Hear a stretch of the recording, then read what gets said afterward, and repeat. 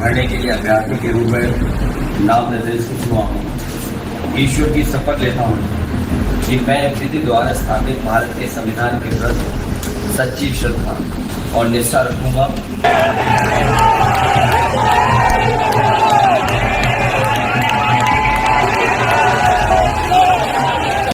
आम जनमानस में या आम बोलचाल की भाषा में कहा जाता है कि दिल्ली की कुर्सी लखनऊ से होके जाती है और हर बार ये कहावत चरितार्थ होती है।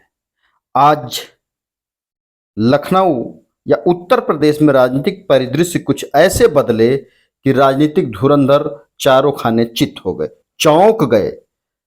सियासत के तौर पे देखें, राजनीतिक रूप से सबसे बड़ा दल उत्तर प्रदेश में विपक्ष का अखिलेश यादव का समाजवादी पार्टी है। ये चेहरा अखिलेश यादव पूर्व मुख्यमंत्री, नेता प्रतिपक्ष और समाजवादी पार्टी के राष्ट्रीय अध्यक्ष, जो समाजवादी पार्टी विपक्ष के लिए सबसे बड़ा दल है।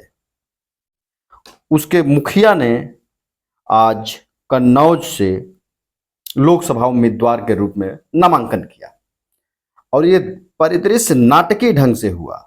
2 दिन पहले समाजवादी पार्टी ने तेज प्रताप यादव को अपना उम्मीदवार कन्नौज से बनाया था, लेकिन आज से 1 दिन पहले अखिलेश यादव ने संकेत दिए कि वो खुद होंगे उम्मीदवार। ये कोई आसान काम नहीं था, ये रणनीति का हिस्सा था कि अखिलेश यादव कन्नौज से अंतिम दौर में उम्मीदवार घोषित होंगे, क्योंकि कुछ न कुछ राजनीतिक परिदृश्य और बदलते इसके क्रिया के रूप में प्रतिक्रिया आती।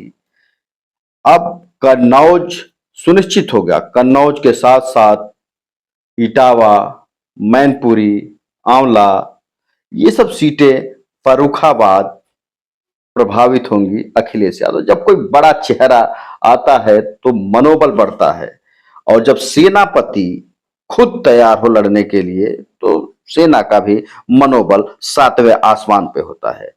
अखिलेश यादव के साथ भी यही है, समाजवादी पार्टी के साथ भी यही है। अब समाजवादी पार्टी इंडिया गठबंधन पूरे उत्तर प्रदेश में अधिकांश सीटें जीतने जा रहा है। ये भी दर्शाता है इस रणनीति के। कन्नौज की खोई हुई सीट पुनः हासिल करने के लिए समाजवादी पार्टी के राष्ट्रीय अध्यक्ष अखिलेश यादव को आखिरकार खुद ही मैदान में उतरना पड़ा।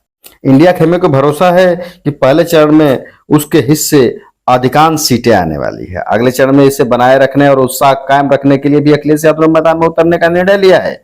वही स्थानीय संगठन ने अखिलेश यादव से मिलकर स्पष्ट कर दिया था कि तेज प्रताप यादव के लड़ने पर उतना समर्थन नहीं मिल पाएगा जितना अखिलेश यादव को बतौर प्रत्याशी मिलेगा।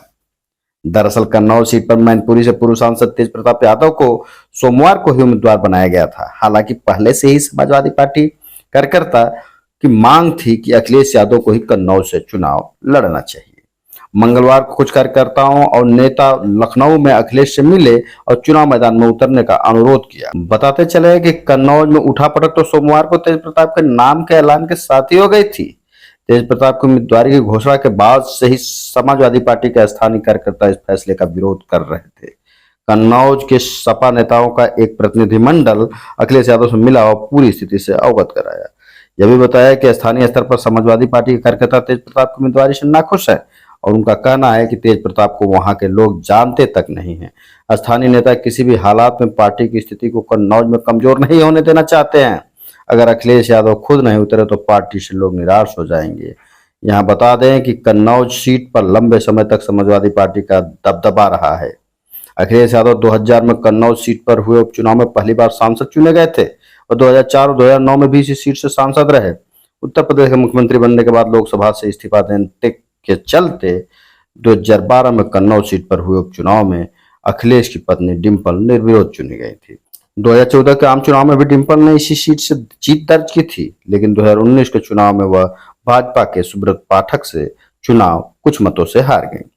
पार्टी के एक नेता ने कहा कि इंडिया बहुत अच्छा लड़ रहा है, ऐसे में एक एक सीट की बहुत अहमियत है। यही कारण है कि अखिलेश यादव ने कन्नौज से खुद उतरने का निर्णय लिया है।